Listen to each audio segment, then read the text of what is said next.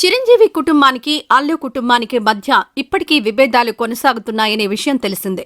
సంధ్యా థియేటర్లో తొక్కిసలాట అనంతరం బన్నీ జైలుకు వెళ్లడం, బెయిల్పై బయటకు రావడం, తర్వాత చిరంజీవి, నాగబాబు ఇళ్లకు స్వయంగా వెళ్లి కలవడం జరిగిపోయాయి. ఆ తర్వాత విభేదాలన్నీ సద్దుమణిగాయని, అందరూ కలిసి ఉంటారని భావిస్తున్నారు. అయితే పుష్ప 2 నిర్మాతలు చేయబోయిన ఓ ప్రయత్నం వల్ల మళ్లీ విభేదాలు తీవ్రమయ్యే అవకాశం ఉందని గ్రహించడంతో రంగంలోకి దిగిన బన్నీ తండ్రి అల్లు అరవింద్ ఆ ప్రయత్నాన్ని అడ్డుకున్నారు. మెగా కుటుంబం, అల్లు కుటుంబం మధ్య తిరిగి ఎటువంటి విభేదాలు తలెత్తకుండా జాగ్రత్తలు తీసుకున్నారు. పుష్ప 2 సినిమాలో అదనంగా ఓ 20 నిమిషాల సన్నివేశాలను యాడ్ చేస్తున్న సంగతి తెలిసిందే. ఈ నెల 11వ తేదీ నుంచి థియేటర్లలో వీటిని ప్రదర్శింపజేసేలా నిర్మాతలు చర్యలు తీసుకున్నారు. పుష్ప 2 సినిమా నిడివి ఇప్పటికే 3 గంటల 20 నిమిషాలుంది. మరో 20 నిమిషాలు యాడ్ చేస్తే 3 గంటల 40 నిమిషాలవుతుంది.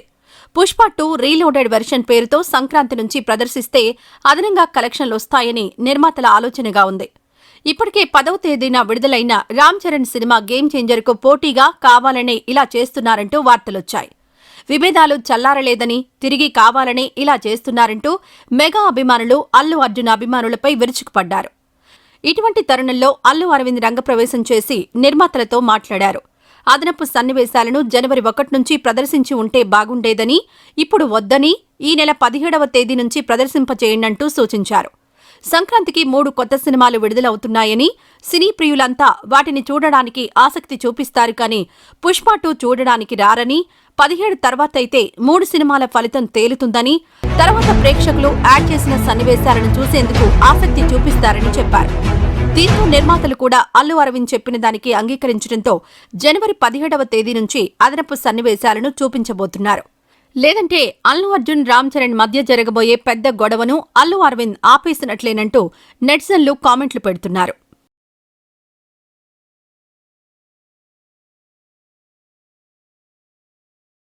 ఈ వీడియో నచ్చితే లైక్ చేయండి. అలాగే మా ఛానల్ ని ఫస్ట్ టైం కనుక చూస్తున్నట్టయితే ఇప్పుడే సబ్స్క్రైబ్ చేసుకుని పక్కనే ఉన్న గంట సింబల్ ని యాక్టివేట్ చేసుకోండి. అప్పుడే మేము పెట్టే ప్రతి వీడియో మీకు నోటిఫికేషన్ గా వస్తుంది. అలాగే ఈ వీడియో పూర్తిగా చూసినందుకు ధన్యవాదాలు.